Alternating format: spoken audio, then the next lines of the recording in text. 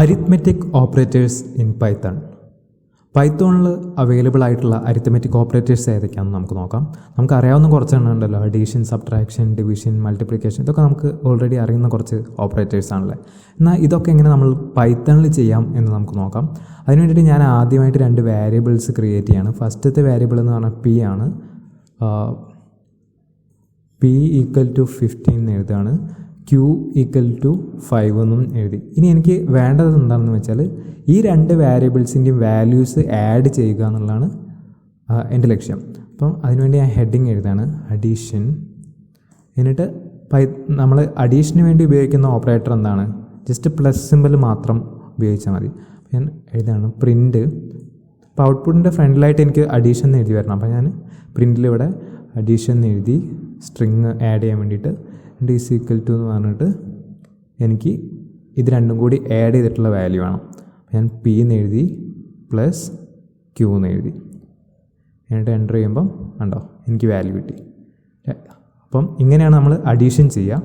എനിക്കിങ്ങനെ ഡയറക്റ്റായിട്ട് P plus Q എന്ന് എഴുതേണ്ട ആവശ്യമില്ല. എനിക്ക് വേണമെങ്കിൽ പിയുടെ വാല്യൂം ക്യൂവിൻ്റെ വാല്യൂം കൂടി ആഡ് ചെയ്തിട്ടൊരു സെപ്പറേറ്റ് വേരിയബിൾ ക്രിയേറ്റ് ചെയ്തിട്ട് അതിലേക്ക് ആഡ് ചെയ്യാവുന്നതാണ്. അതായത് ഞാനൊരു പുതിയ വേരിയബിൾ ക്രിയേറ്റ് ചെയ്യണം, R equal to P plus Q. ഇപ്പം എന്താ സംഭവിക്കുക, പിയിലെ വാല്യൂ 15 ഉണ്ട്, ക്യൂവിലെ വാല്യൂ 5 ഉണ്ട്. ഇത് രണ്ടും കൂടി ആഡ് ചെയ്തിട്ട് ആറിലേക്ക് അസൈൻ ചെയ്യപ്പെടും. അപ്പോൾ ആറിൻ്റെ വാല്യൂ 20 ആയിട്ട് വരും. കണ്ടോ, ഇങ്ങനെയും വേണമെങ്കിൽ നമുക്ക് ചെയ്യാം. ഓക്കെ, ഇനി നമുക്ക് സബ്ട്രാക്ഷൻ നോക്കാം. ഞാൻ ഹെഡിങ് എഴുതാണ് സബ്ട്രാക്ഷൻ. സബ്ട്രാക്ഷൻ ചെയ്യാൻ എന്താ, ഒരു പണിയില്ല. ഈ 2 വേരിയബിൾ തമ്മിൽ സബ്ട്രാക്ട് ചെയ്യണമെങ്കിൽ പി മൈനസ് ക്യൂ എന്ന് ടൈപ്പ് ചെയ്താൽ മതി. എൻ്റർ ചെയ്യുമ്പം ഉണ്ടോ 10. അടുത്തത് മൾട്ടിപ്ലിക്കേഷൻ നോക്കാം നമുക്ക്.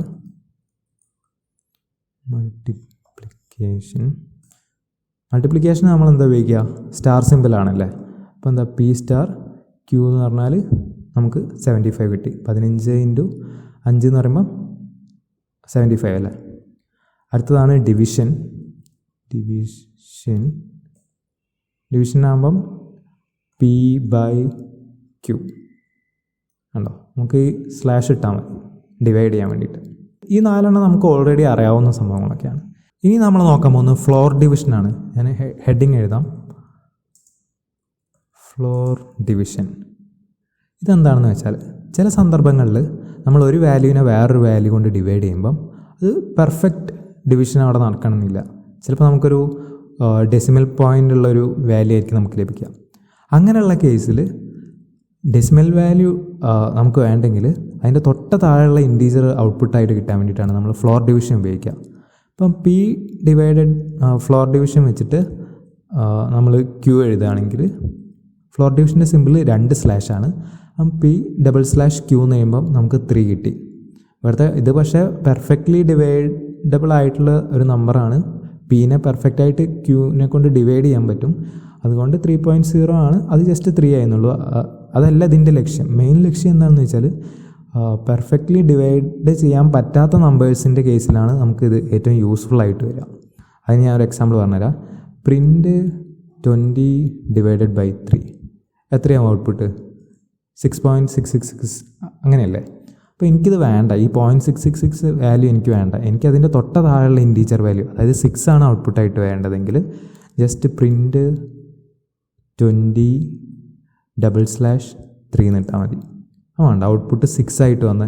ഇതാണ് ഫ്ലോർ ഡിവിഷൻ എന്ന് പറയുന്നത്. അടുത്തായിട്ട് നമ്മൾ നോക്കാൻ പോകുന്ന ഓപ്പറേറ്റർ എന്ന് പറഞ്ഞാൽ മോഡുലസ് ഓപ്പറേറ്ററാണ്. ഞാൻ ഹെഡിങ് എഴുതാം, മോഡുലസ് ഓപ്പറേറ്റർ. അല്ലെങ്കിൽ നമുക്കിതിനെ റിമൈൻഡർ എന്ന് വിളിക്കാം. അതായത് ഒരു ഡിവിഷൻ നടക്കുമ്പം പെർഫെക്റ്റ് ഡിവിഷൻ അല്ലെങ്കിൽ പെർഫെക്റ്റായിട്ട് ഡിവൈഡ് ചെയ്യാൻ പറ്റത്തില്ലെങ്കിൽ ഒരു റിമൈൻഡർ ഉണ്ടാവും അല്ലേ, ഒരു സിസ്റ്റം. ആ സിസ്റ്റം ഔട്ട്പുട്ടായിട്ട് വരുന്നതിന് വേണ്ടിയിട്ടാണ് നമ്മൾ മോഡുലസ് ഓപ്പറേറ്റർ ഉപയോഗിക്കുക. ഒരു എക്സാമ്പിൾ നോക്കാം. നമ്മൾ 10നെ 3 കൊണ്ട് ഡിവൈഡ് ചെയ്യുകയാണെങ്കിൽ നമുക്ക് 3.333 എന്ന് പറഞ്ഞിട്ടൊരു വാല്യൂ ആയിരിക്കും കിട്ടുക. പക്ഷേ അതെന്തുകൊണ്ടാണ്, 10 3 കൊണ്ട് പെർഫെക്റ്റായിട്ട് ഡിവൈഡ് ചെയ്യാൻ പറ്റത്തുണ്ട്. 3 9 പിന്നെ ഒരു റിമൈൻഡർ വാല്യൂ ഒരു 1 ഉണ്ടായിരിക്കും അല്ലേ. അപ്പോൾ ആ റിമൈൻഡർ വാല്യൂ എനിക്ക് കിട്ടണമെന്നുണ്ടെങ്കിൽ 10 എന്ന് എഴുതിയിട്ട് മോഡുലസ് ഓപ്പറേറ്റർ എന്ന് പറഞ്ഞാൽ നമ്മുടെ പേഴ്സൻറ്റേജിൻ്റെ സിമ്പിളാണ്, അതിട്ടിട്ട് 3 എന്ന് എഴുതിയാൽ മതി. അപ്പോൾ ഉണ്ടോ റിമൈൻഡർ വാല്യൂ എനിക്ക് കിട്ടി 1 ആയിട്ട്. ആണ് മോഡുലസ് ഓപ്പറേറ്റർ. അടുത്ത ഓപ്പറേറ്ററാണ് എക്സ്പൊണൻഷ്യൽ ഓപ്പറേറ്റർ.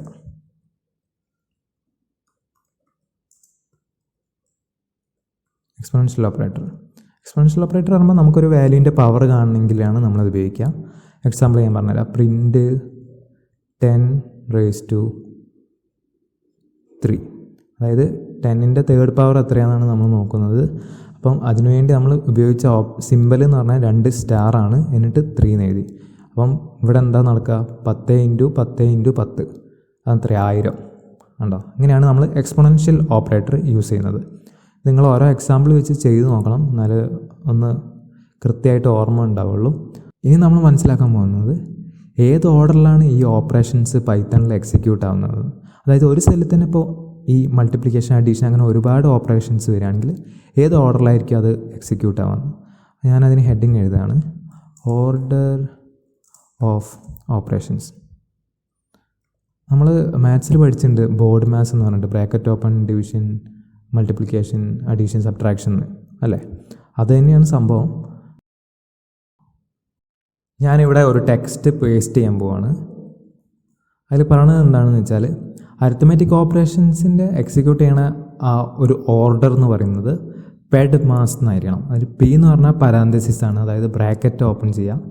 എക്സ്പൊണൻഷ്യലായിട്ട് ചെയ്യാനുള്ള ഓപ്പറേഷൻസ് ആദ്യം ചെയ്യുക, ഡിവിഷൻ ചെയ്യുക, പിന്നെ മൾട്ടിപ്ലിക്കേഷൻ, പിന്നെ അഡീഷൻ, പിന്നെ സബ്ട്രാക്ഷൻ. നമ്മൾ ബോർഡ് മാസ് പഠിച്ച പോലെ തന്നെ ഇത് PEDMAS. ഇനി പൈത്തണിൽ നമ്മൾ ബ്രാക്കറ്റ് ഇട്ട് കഴിഞ്ഞാൽ അതിൻ്റെ ഉള്ളിലെ കാര്യങ്ങളായിരിക്കും ഏറ്റവും ആദ്യം എക്സിക്യൂട്ട് ചെയ്യാം. അതാണ് പരാന്തസിസ് ഏറ്റവും ആദ്യം വന്നത്. നമുക്കൊരു എക്സാമ്പിൾ നോക്കാം. ഇവിടെ C എന്ന് പറഞ്ഞിട്ടൊരു വാല്യൂ ഉണ്ട്. കുറേ അരിത്മെറ്റിക് ഓപ്പറേറ്റേഴ്സ് യൂസ് ചെയ്തുകൊണ്ടുള്ള ഒരു ഓപ്പറേഷന് ശേഷമുള്ള റിസൾട്ട് സ്റ്റോർ ചെയ്തിരിക്കുകയാണ് സിയിലേക്ക്. അപ്പോൾ സിൻ്റെ വാല്യൂ എന്താണെന്ന് നമുക്ക് പൈത്തണിൽ ചെക്ക് ചെയ്യാതെ ആദ്യം നമുക്ക് തന്നെ ഒന്ന് ചെയ്യാൻ പറ്റുമെന്ന് നോക്കാം.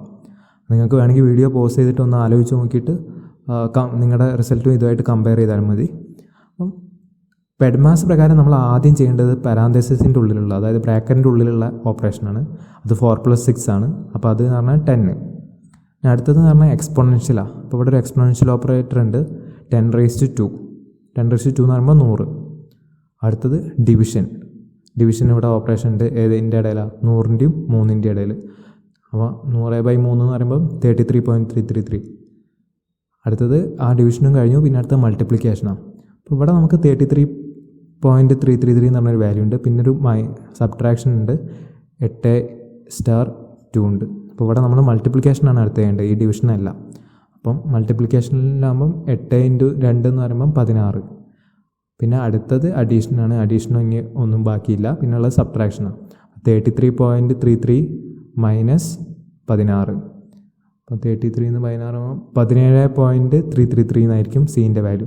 നമുക്ക് കറക്റ്റാണോ നോക്കാം, നമ്മൾ ചെയ്ത ഓർഡർ ഓഫ് എക്സിക്യൂഷൻ കറക്റ്റാണോ നോക്കാം. നമുക്ക് കണ്ടോ 17.3333.